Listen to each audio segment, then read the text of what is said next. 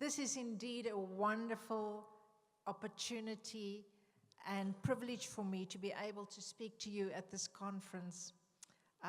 Lucky, where are you? You know, whenever I have to introduce myself at various meetings, I will say, I'm Dorothy Ann Howitson. I'm come from Kimberley. I'm the Diamond of Kimberley.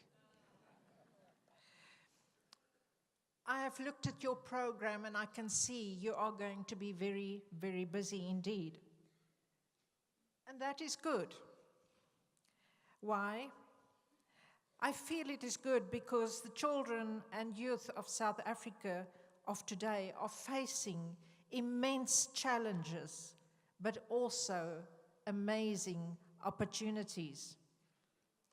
The ever-developing range of technology is providing our children and youth with endless means of development in education, retail, arts and culture, peer support, peer development, etc. There's just too much to mention.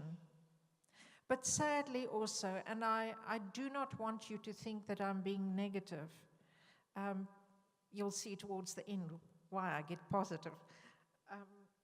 I just need us to spend a little time to see why our children and our youth are being blindsided and tracked off the numerous opportunities that dim their freedom of varying degrees. Let us look just for a moment and pause and have a bird's eye view. In South Africa of today, growing up in a stable family is well nigh an impossible dream for many, many young people. Millions in this country grow up living without one and even both of their parents. Poverty and unemployment have taken their toll on family life. Children are growing up with a variety of factors which are associated with poor educational outcomes, antisocial behavior, and delinquency and disrupted employment later in life. I am really sad to say this, but I do not believe that we in South Africa have anything to be proud of when we look at our matric pass rate. What we should be looking at is the ratio between children who start in grade 1 or even grade R and who go through the flow and pass grade 12. What is that ratio? And then the percentage of youth who are enrolled in university who actually successfully complete their degrees. Sadly, the number of teenagers falling pregnant is astronomically high. We have up to 70,000 children becoming pregnant every year. Some girls as young as 11. It is obvious that these young teen mothers begin a lifelong path of poverty for themselves and their children through shortened educational opportunities and poor job prospects. And because there is such a high number of pregnancies, it is indicative that there is unprotected sex which leads also to HIV in epidemic proportions and various venereal disease. In a study just a few years ago, in the southern part of Johannesburg, more than half the children there had experienced sexual harassment at school. More than 40% of the police dockets on rape in Gauteng indicate that there are victims of children. And I've spoken of sexual harassment, but I think I need to give two recent examples. A mere 5 weeks ago, in the Free State, in Bloemfontein to be exact, 3 14-year-old boys at a prominent school raped a 13-year-old girl who was unconscious because of alcohol consumption on the school grounds. They videotaped it and it went viral.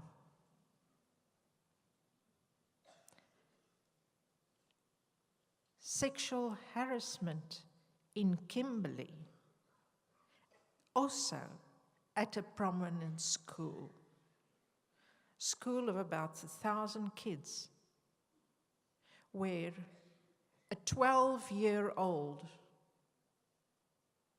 walks up, a 12-year-old boy walks up to, or a grade 12 boy walks up to a grade 10 girl. And please forgive me, Dr. Don and senior people here. She did not know him, but he said to her, in front of her friends, "Will you give me a blowjob?"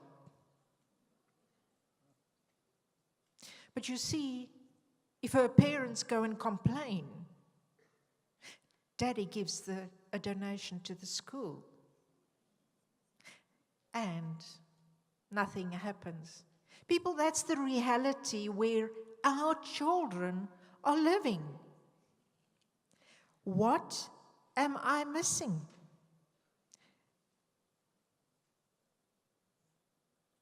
I believe our dear children and youth need parameters. Let me put it to you this way, or before I do, I want to just say that if we look at the Sustainable Development Goals, and especially Goal 4, which is quality education, UNICEF has stated that across the world, some children are more likely to miss out on education than others. That deprivation has lifelong consequences that often mean that the next generation too will start out at a disadvantage.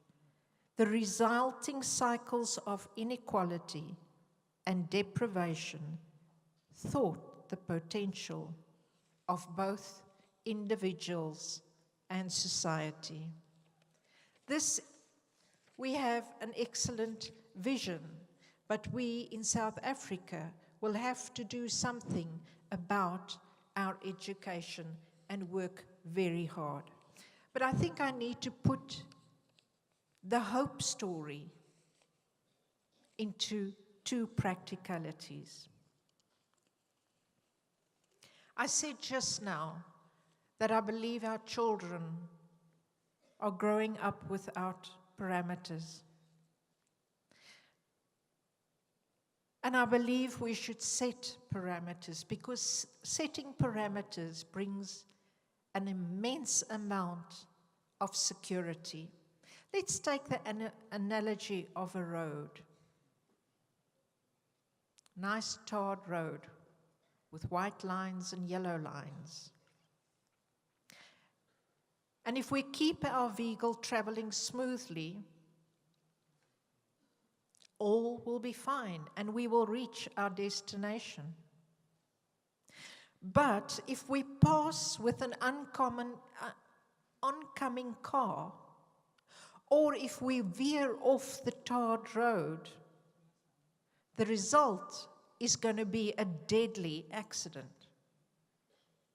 That is why I say we must have parameters. And my second objective is that our children and our youth need role models. No, not pop stars, not actors and actresses.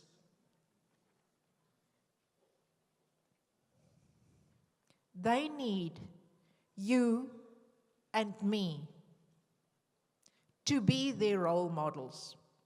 You are working directly with the children and the youth. They learn that they get to know you, and they learn that they can trust you, they can believe in you, and they can strive to be like you. Thus, the responsibility on me and you is this: integrity. The question you and I must ask ourselves is this: does my life reflect characteristics that children and the youth can and want to follow? It's enormous, isn't it? Have we got that integrity? But they need us. I wish you well in this conference, and may the resolutions you take during this conference be the very best for our children and our youth. They are, after all, very special. They are our future leaders. Thank you.